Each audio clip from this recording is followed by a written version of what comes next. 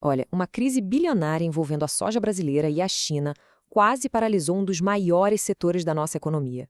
Mas uma decisão, tomada muito rápido, mudou tudo em questão de horas. Nessa análise, a gente vai desvendar como o Brasil conseguiu evitar um verdadeiro desastre comercial bem no pico da safra. Vamos entender direitinho o que aconteceu. Há poucos dias, o mercado de soja brasileiro foi jogado no mais completo caos. De uma hora para outra, a comercialização, que deveria estar a todo vapor, simplesmente parou. Para se ter uma ideia, o volume negociado chegou a ser 4 vezes menor que na semana anterior, e o fluxo para o nosso maior comprador, a China, estava totalmente congelado. E o alarme soou de vez quando um gigante do setor tomou uma atitude drástica.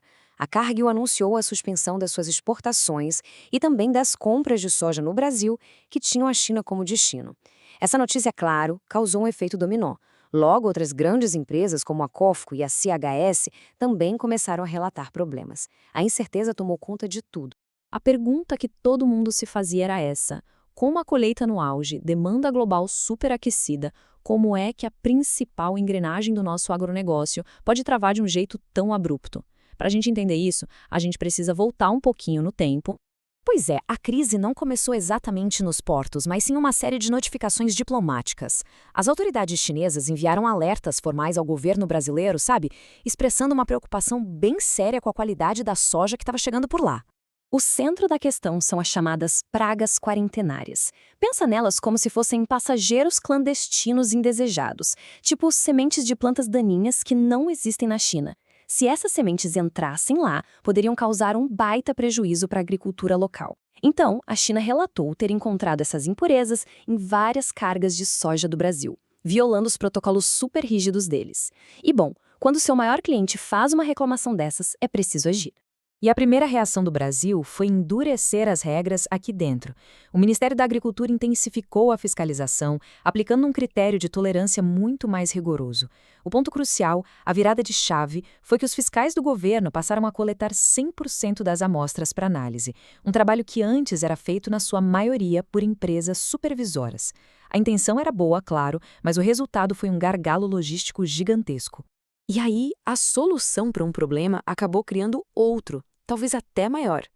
Esse novo processo super lento e centralizado gerou um verdadeiro choque no mercado, com consequências financeiras que foram imediatas e bem severas. O impacto foi instantâneo. A liquidez do mercado, ou seja, o dinheiro girando, simplesmente despencou. O volume de soja que foi comercializado em apenas uma semana foi 4 vezes menor do que na anterior. O motor das vendas, que é essencial para a nossa economia, simplesmente engasgou. E isso se refletiu direto no bolso do produtor, né? Os preços da saca de soja caíram entre R$ 5 e R$ 6. E não foi só isso. Os prêmios de exportação, que são um valor a mais pago pela soja brasileira, cederam uns 20 pontos. Na prática, menos dinheiro para quem produz e menos competitividade para o país. O cenário era grave. A gente está falando de pelo menos 20 navios que tiveram seus carregamentos comprometidos. A paralisação das grandes tradings congelou o mercado interno e o Brasil corria um risco real de não conseguir abastecer seu principal parceiro comercial. A situação exigiu uma atitude rápida. E essa atitude veio no dia 16 de março. Pressionado pelo setor produtivo, o governo federal agiu para reverter a crise. Eles implementaram uma mudança crucial que, basicamente, destravaria as exportações de uma vez por todas. Foi a grande virada de jogo. A solução foi dar um passo atrás naquela regra tão rígida.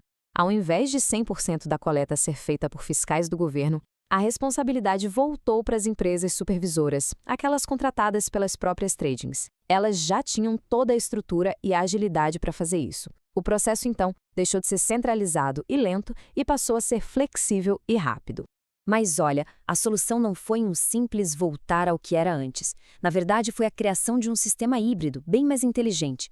Agora, as empresas supervisoras cuidam da coleta na maioria dos embarques, uns 90%, garantindo a velocidade. Ao mesmo tempo, o governo mantém a fiscalização direta em cerca de 10% das cargas por amostragem.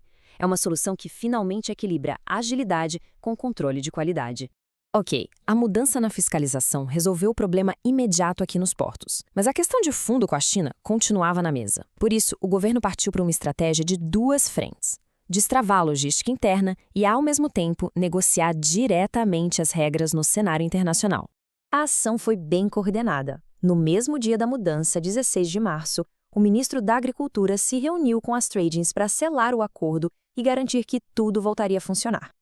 E logo em seguida já foi agendada uma missão diplomática para a China com o objetivo de negociar cara a cara com as autoridades de lá e alinhar os protocolos para o futuro. No fim das contas, a grande lição é esta. O episódio todo mostra o equilíbrio delicado que é preciso ter no comércio global. É preciso ser ágil para não perder negócios, mas ao mesmo tempo ser rigoroso para manter a confiança e a qualidade que um mercado tão exigente como o chinês demanda. E isso tudo deixa a gente com uma reflexão final. A crise da soja foi resolvida rapidamente, mas a questão de fundo permanece. Como é que se encontra o ponto exato entre um controle sanitário super rigoroso e a agilidade logística que move bilhões de dólares? Essa é a pergunta que o agronegócio global precisa responder todos os dias.